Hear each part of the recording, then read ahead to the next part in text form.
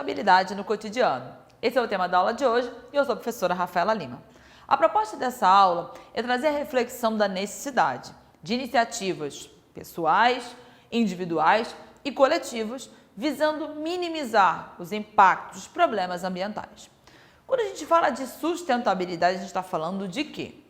Estamos falando de ações, de atividades que visam suprir as necessidades atuais, ou seja, as demandas, as coisas que a gente precisa hoje, mas ainda pensando no futuro, sem comprometer o futuro.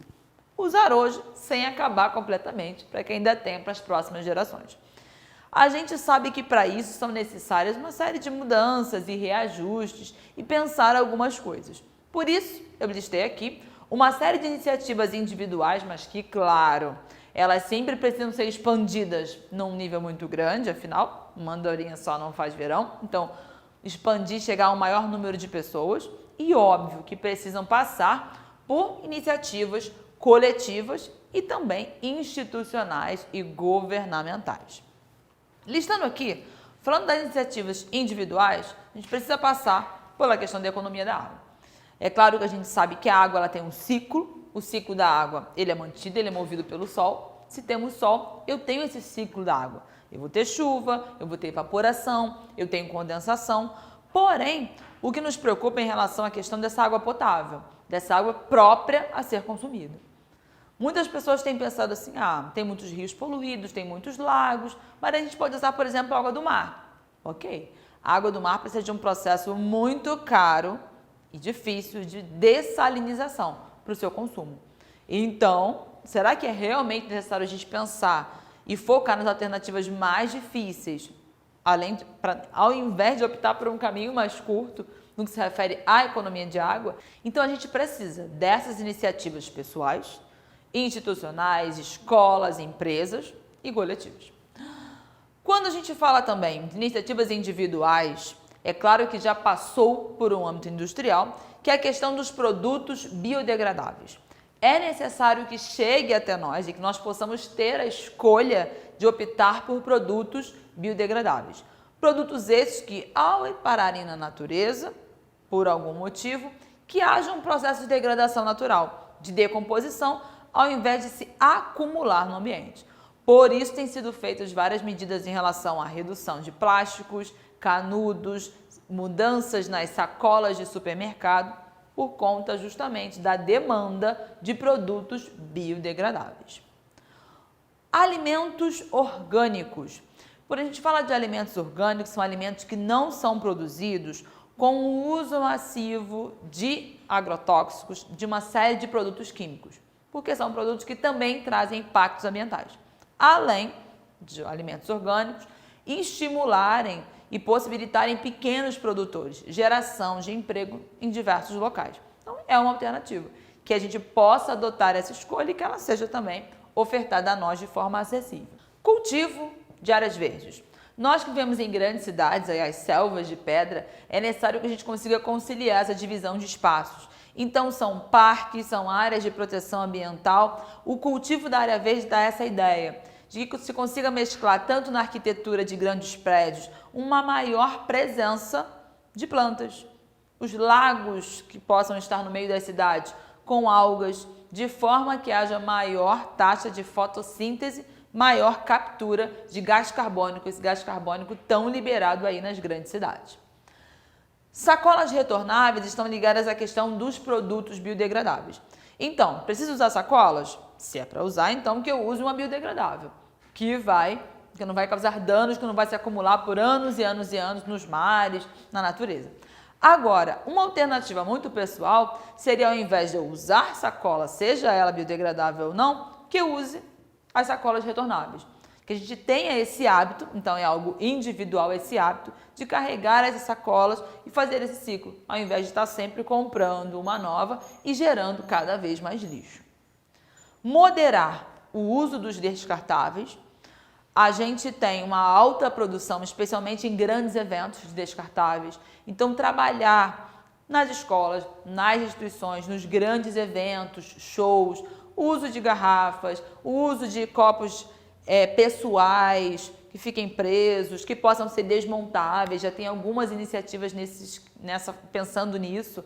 Copos que podem ser dobráveis, colocar no bolso, para que a gente faça justamente uma redução no uso desses descartáveis.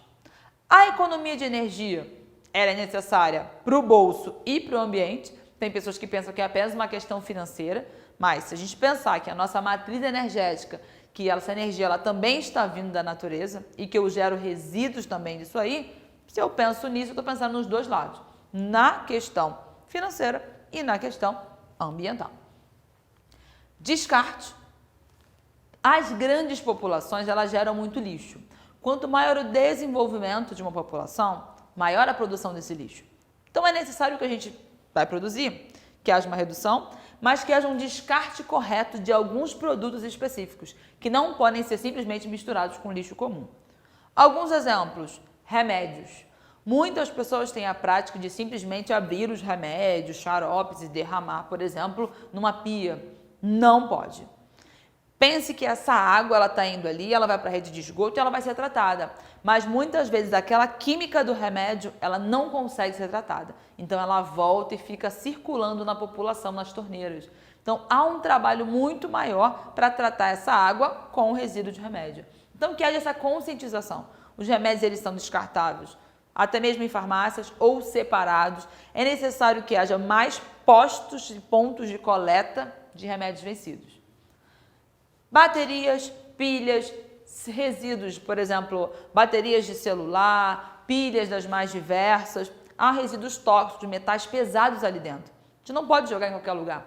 Aquele metal pesado tanto pode provocar explosões, quanto caindo no solo, em lago, ele leva uma bioacumulação. Ele vai se acumulando ao longo das cadeias alimentares e aquele ser, aquela pessoa que se alimentar daquele animal, pode sofrer uma intoxicação alimentar severa. Então, hoje em dia, a gente já vê mais pontos de coleta em alguns bancos, em shoppings, desses materiais. Então, descarte correto é uma decisão, uma postura individual. Um outro ponto é a questão da reciclagem. Temos aqui o símbolo, quando você vê esse símbolo em algumas embalagens, é que esse material, ele é um material reciclado. Ou seja, esse material, ele passou por um processo industrial.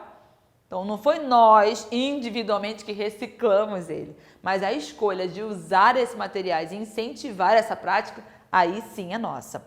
Algumas pessoas confundem ao pensar que, por exemplo, ela tem uma garrafa PET ou uma garrafa de vidro e ela transforma aquilo ali, por exemplo, num vaso de plantas. Você não fez reciclagem, você fez um reaproveitamento.